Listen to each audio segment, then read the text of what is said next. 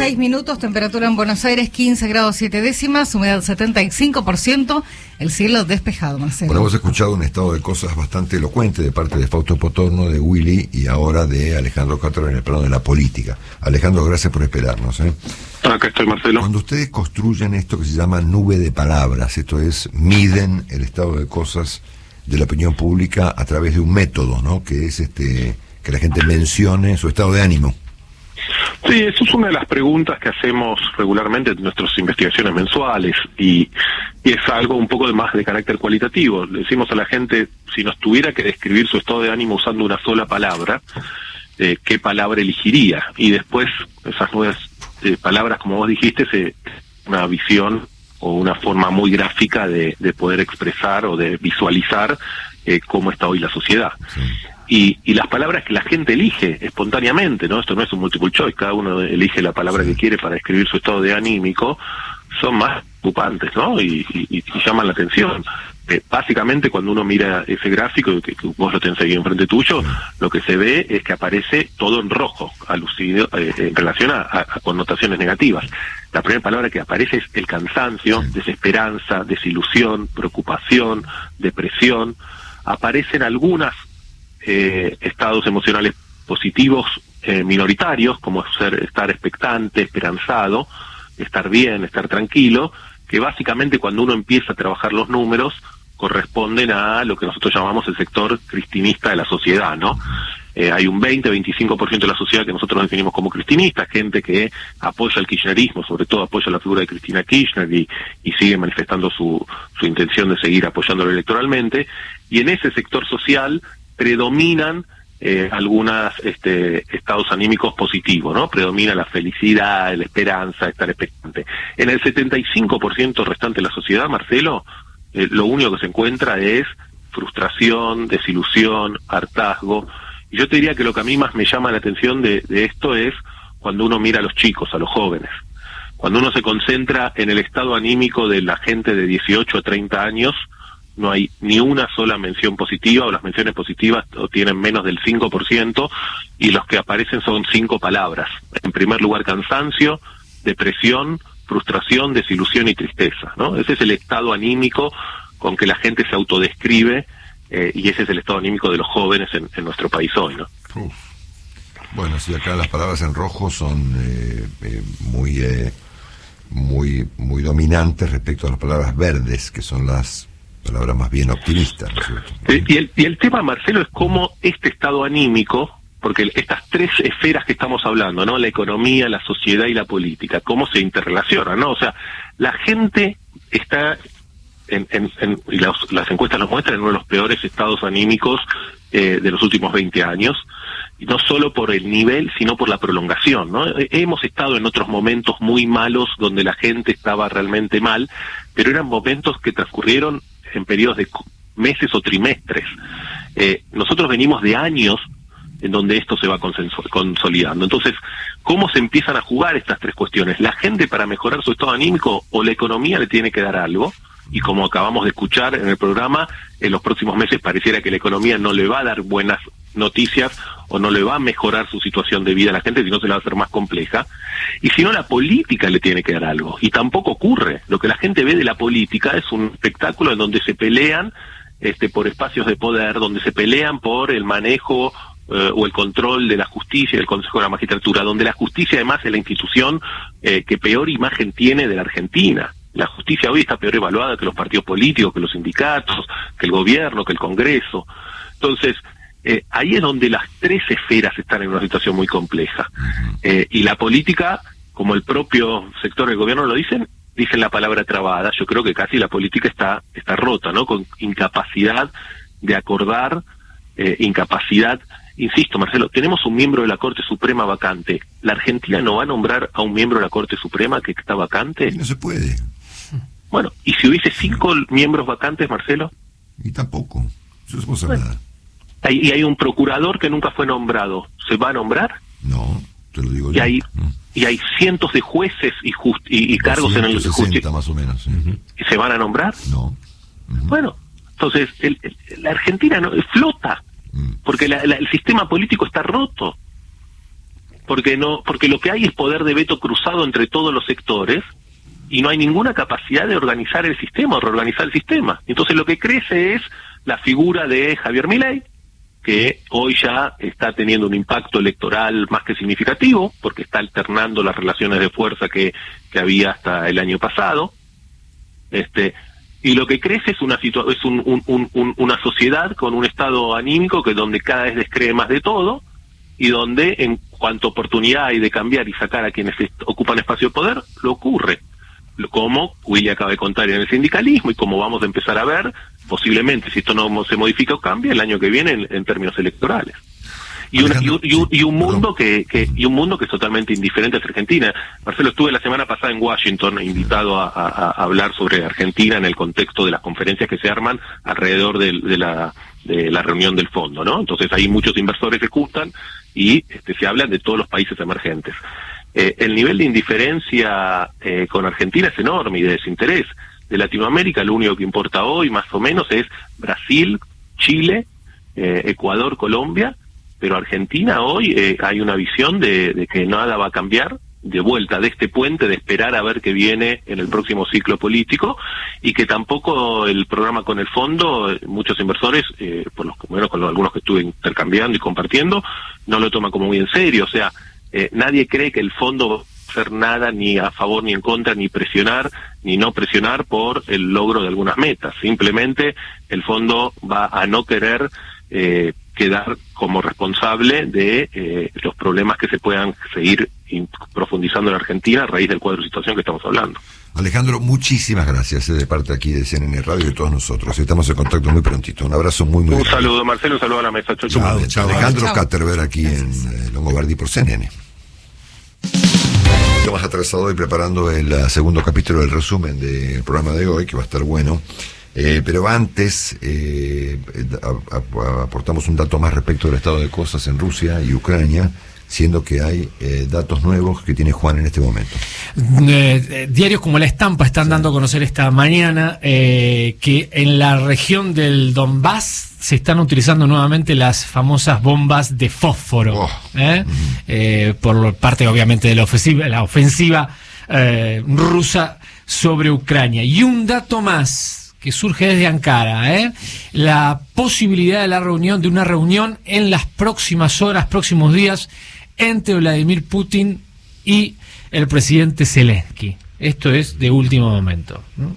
Bueno. Habrá que ver en qué términos el gobierno de Ankara está diciendo que va a haber esta suerte de encuentro. Sí, claro. Gracias, Juan. Ahí estamos en un segundo con el repaso de los temas más relevantes de hoy, miércoles 27 de abril. Hasta las 10 en Longobardi por CNN, 15 grados 7 décimas la temperatura, está soleado, la humedad está bajando, ya se va acomodando en 75%. Por lo menos salió el sol, ¿no? Bueno, les voy a ofrecer un repaso de la actualidad y voy a agregar yo al final una observación muy particular sobre el presidente Fernández. A propósito del cuadro que nos han descrito esta mañana tanto Fausto Potorno como Willy, como recién Alejandro Katterberg. Me voy a concentrarme un segundo en mirar un poquito el estado de cosas del presidente Fernández, que es lo que finalmente cuenta en un país. Es decir, ¿qué vemos cuando miramos para arriba, verdad? Bueno, estamos enseguida, vamos. Vamos a este repaso con las noticias y al final vamos a ofrecer esta reflexión sobre el presidente Fernández y sobre cuáles son las condiciones que debe reunir un presidente de acuerdo a un politólogo español. Saben que yo tengo amnesia, ¿no? Pero estos días tuve amnesia, pero me volvió la memoria. Mira. Entonces me acordé de un trabajo que escribió hace un tiempo, en el año 2020, el señor Antoni Gutiérrez Rubí, el famoso consultor español, que tanto tuvo que ver con la campaña del presidente Fernández en su momento, y creo que hasta de Sergio Massa, ¿no? Exacto, lo había acercado Massa. Bueno, es evidente que el presidente no ha leído este artículo y vamos a subrayarlo en pocos minutos más. Este repaso comienza con la postura que ha adoptado la doctora Carla Bisotti, nuestra ministra de Salud de la Nación, respecto a la cuestión de la campaña sobre drogas en el partido de Morón, provincia de Buenos Aires, que la doctora Bisotti ha esquivado obviamente la discusión, y el tema ha terminado, como siempre en Argentina, como todo, en la justicia, porque han denunciado al intendente de Morón, el intendente Gui, por bueno, qué sé yo, por la campaña en sí, que es una cosa muy controvertida, ¿no es cierto? Sobre todo por el hecho de que al consejo de tomar cocaína de a poco y chequear quién es tu dealer y demás, no se le agregó ningún comentario sobre los riesgos que implican a los jóvenes consumir drogas. En este contexto, y esto es inseparable un tema del otro, fíjense lo que pasa en Rosario, ¿no? Van, según la cuenta que hoy ofrece el corresponsal de Clarín en la ciudad de Rosario, que se llama Mauro Aguilar, en lo que va del año ha habido en 4 meses 90 crímenes en Rosario vinculados al narcotráfico, ¿no? En 26 días del mes de abril, 30 han ocurrido de esos 90 crímenes, y hubo un total de 248 heridos de bala en Rosario como consecuencia de tiroteos y de ataques típicos de la época de Escobar Gaviria en Colombia, ¿no? Sí. Bueno, incluyendo hasta niños muertos en el contexto de ataques muy, muy salvajes. Sí, como se ve, eso no es de a poquito, digamos, ¿no? Sí, exactamente. El tema de la droga y sus derivaciones violentas forma parte de la agenda argentina de hoy en día. Bueno, hoy comienza una disparatada discusión en la Comisión de Asuntos Constitucionales del Senado y de Justicia también, acerca de este proyecto del senador Beretinec para ampliar el número de jueces de la Corte de 5 a 16 y además elegir a los 11 que eventualmente faltan de acuerdo a las regiones de la Argentina. Una cosa... Se olvidó que además la cantidad de miembros de la Corte tiene que ser impar, Sí, para que no claro. pase lo de la AFA, ¿no? 38, 38. 38, una locura.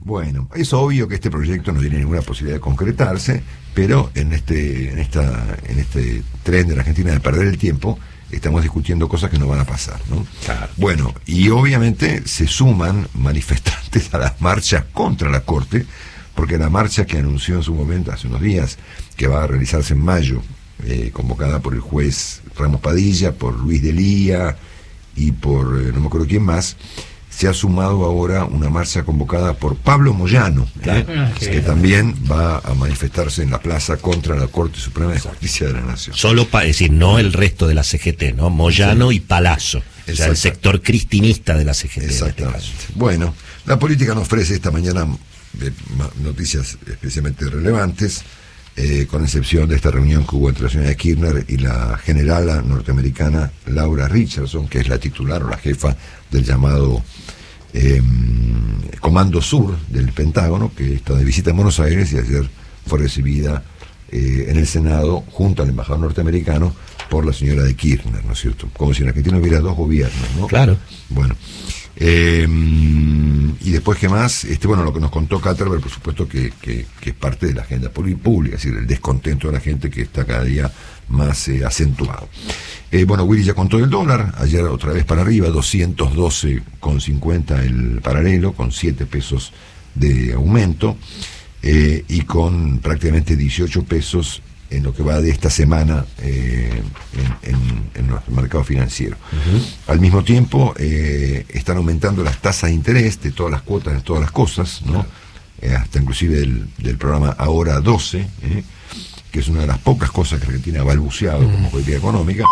Hay estos reclamos tan graves del sector automotriz, de los sindicatos automotrices y de los autopartistas respecto a la falta de dólares para importar, asunto que lo que tiene en todo caso es una gran polémica, pero no tiene remedio, porque mientras haya un cepo de esta magnitud, claro, es obvio que no va a haber dólares para ninguna cosa. Bueno, las paritarias de algunos gremios, en el orden del 50% habilitadas por el gobierno, gremios como la carne, el gremio avícola, la pesca, obreros navales y petroleros, todos con aumento del 50%, que es por supuesto un aumento que está por debajo de la tasa de inflación prevista para este año. Sí, vamos a ver quién lo puede pagar, además. Sí, además, por supuesto. Porque hay que vender para pagar.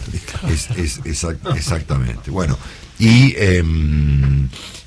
obviamente, atención con lo que pronosticó hace un rato aquí en el programa el economista Fausto Potorno, que ubicó la inflación correspondiente a este mes de abril, que cierra este fin de semana, en el orden del 6% mensual. Así que estamos hablando de una inflación anual ya directamente de 3 dígitos. El economista Luciano Laspina ayer dijo lo mismo, que vamos a una inflación de 3 dígitos. Y por supuesto, ha sido muy ingenioso ayer el dirigente de la Cámpora, secretario general de la Cámpora, Andrés El Cuervo Larroque, al impugnar al ministro de Economía por su condición de no ser una persona electa, ¿no?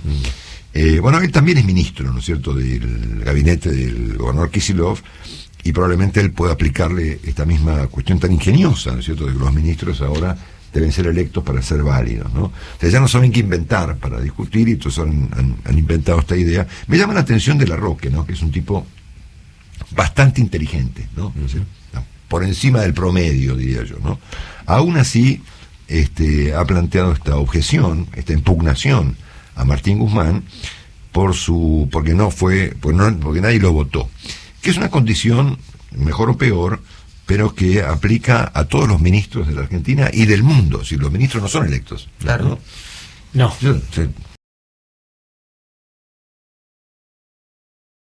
Cuando tenés que sobreactuar, pasan estas cosas, Marcelo. Y adicionalmente agregó que ya ha pasado demasiado tiempo. Es decir, hablando así como a media lengua, estamos claros que evidentemente hoy en día la batalla campal que está ocurriendo en el contexto del oficialismo está ocurriendo en el territorio de la economía, con lo cual, por supuesto, el cuadro de cosas se agrava de manera considerable. Voy a dejar para el segundo tramo de este repaso el gravísimo estado de cosas que hoy tiene la situación en Ucrania y en Rusia, y voy a hacer una observación lo más realista posible respecto de la situación en este momento del presidente Alberto Fernández. Ya venimos.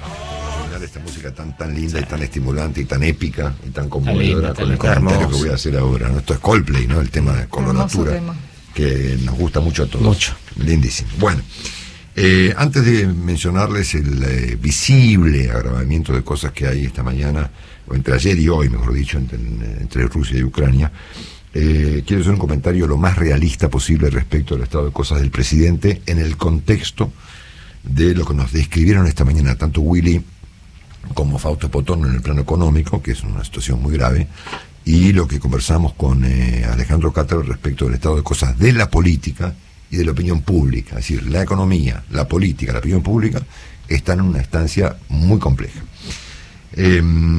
Si miramos con mucho realismo el estado de cosas del presidente Fernández y, bueno, aceptamos que todo gobierno de coalición tiene obstáculos y tensiones en toda parte del mundo, en el caso de Fernández estas condiciones están agravadas por dos razones. Primero, porque me parece que estaba bastante claro, al menos para muchos de nosotros, que una coalición con la señora de Kirchner es una coalición particularmente compleja, ¿no? Por razones ideológicas, políticas, de personalidad, de todo lo que ustedes saben, ¿no es cierto? Por los problemas que atraviesan a la figura de la familia Kirchner, digamos, en el plano judicial, bueno, inclusive hasta por su propia personalidad, ¿verdad?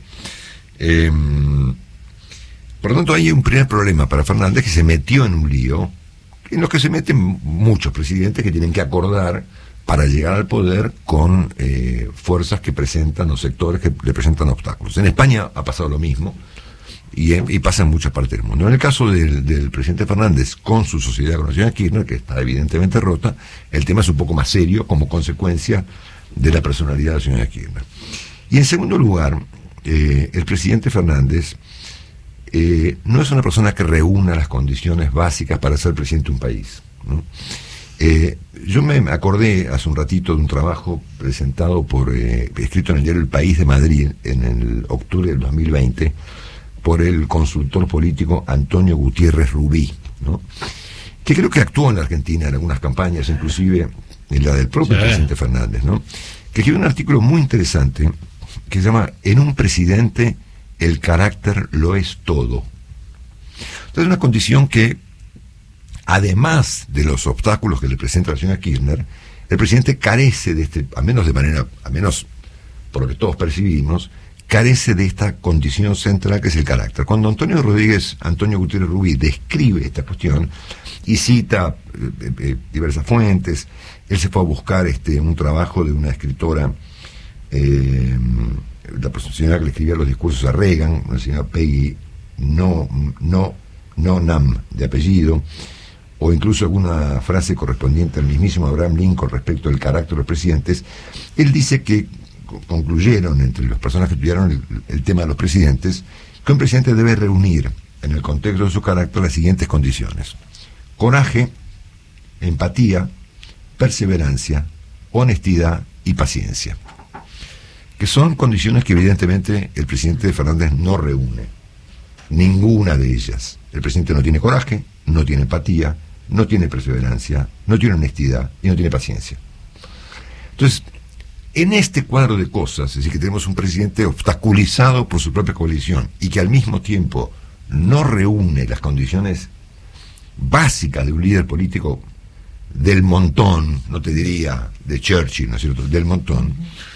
Arriba de este cuadro de cosas, el presidente cometió un error muy grave, que es lo que estamos viendo hoy, que es que el presidente no tiene gabinete. Esto es, el presidente no preservó a su gabinete de los conflictos políticos que atraviesa su coalición. O sea, esto no es un conflicto entre un sector del gobierno y otro. Es un conflicto que atraviesa a toda la administración, porque en cada oficina del gobierno hay un indio de cada tribu. Ajá.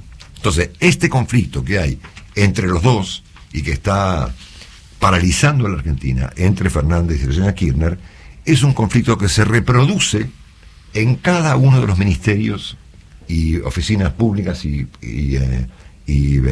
secretarías que hay en Argentina. El caso energético es visible, el caso económico es muy visible. ¿Quién gobierna la economía? ¿Feletti o Guzmán? Política exterior también. La política exterior, obviamente, ¿no es cierto? ¿Estamos con Rusia o estamos contra Rusia? ¿No es cierto? ¿Estamos con Ucrania o estamos en contra de Ucrania? Entonces, considerando, siendo realista, digamos, y considerando estos dos problemones que hay, la señora Kirchner y las condiciones personales del presidente para ser presidente, hay un tercer error dramático, que es el hecho de que el presidente, frente a este cuadro de cosas, no tiene con qué actuar. El ministro del Interior, por ejemplo, que debiera, por ejemplo, tratar de coser la política de algún modo, ¿es de él o de Cristina Kirchner? El ministro del Interior es de Cristina. Bueno, correcto. El canciller, que se supone que es el canciller de Fernández, Sí. ¿controla a sus funcionarios que van y votan en favor de Rusia en organismos internacionales? Este cuadro de cosas de la economía, ¿quién lo maneja? ¿Los de Cristina o los de Alberto? Entonces es un problema insalvable, porque los otros dos problemas son problemas que, bueno, son problemas los que hay, digamos. Es decir, la señora Kirchner es un inconveniente para montar con ella una coalición, y el presidente no tiene estas condiciones básicas que debe tener un presidente de acuerdo al propio consultor del presidente. Es decir, no tiene ni coraje, ni carácter, ni paciencia, ni honestidad, ni empatía, ni perseverancia. Nada, ¿no es cierto? Pues tampoco tiene forma en este momento de encarar semejante crisis que involucra a la política, a la economía y a la opinión pública. Dicho esto, les hago un repaso de cosas respecto de la situación internacional. Juan Dillon se preguntaba esta mañana si la guerra podría extenderse a Moldavia, ¿no? La respuesta no es solamente sí, sino que la pregunta que viene después de esta es si la guerra puede extenderse a Rusia, ¿no es cierto? Entonces miremos el cuadro de cosas. A ver, ayer Rusia le cortó el gas a dos países, a Bulgaria y a Polonia. Polonia es además un país hoy central en este conflicto, porque es el país por donde eventualmente entran las armas y por donde salen los refugiados. Bueno, la Unión Europea esta mañana consideró esto un chantaje. Si fíjense cómo va subiendo, cómo va escalando el conflicto en vez de ir desescalando. El gobierno británico ayer avaló ataques a blancos en territorio ruso, que ya están ocurriendo. Obviamente que el espeluznante personaje Sergei Lavrov, el canciller de Putin, ha advertido que estamos en presencia de la posibilidad de una tercera guerra mundial, inclusive de carácter nuclear. Y arriba de esto, y me parece que acá hay que ponderar muchísimo el papel del presidente Biden, se ha constituido una coalición de 40 países, 40, no 8, 40, es la OTAN, más Qatar, más Israel, esto es, lo leo todos, Albania, Australia, Bélgica, Reino Unido, Bulgaria, Canadá, Croacia, Dinamarca, Eslovaquia, España, Estonia, Finlandia, Francia, Grecia, Hungría, Islandia, Israel, Italia, Kenia, Letonia, Lituania, Luxemburgo, Montenegro, Macedonia del Norte, Noruega, Países Bajos, Polonia, Qatar, Rumania, Eslovenia y Turquía. Es toda la OTAN, más toda la Unión Europea, más Qatar, más Israel. todos proveyendo de armas pesadas, incluyendo Alemania, que ha tenido un drástico cambio de punto de vista, evidentemente, en esta instancia del asunto, enviándole armas de todo tipo a los ucranianos. Bueno, es evidente que esto se llama guerra mundial, que estará ocurriendo, como hoy indicaba Claudio Fantini, en un solo territorio, o eventualmente en dos. Pero eso no quiere decir que esto no sea una conflagración de carácter mundial. Son 40 países, más Ucrania, creo que contra dos, que son Rusia y Bielorrusia. Sí. Falta China, que no, por el momento es un enorme signo de interrogación, ¿verdad? Y eventualmente la India, ¿no? Otro signo de interrogación. Pero en cualquier caso, me parece que estamos en presencia de una escalada dramática en este conflicto que atraviesa hoy a un país tan sufrido y tan despedazado como es hoy Ucrania.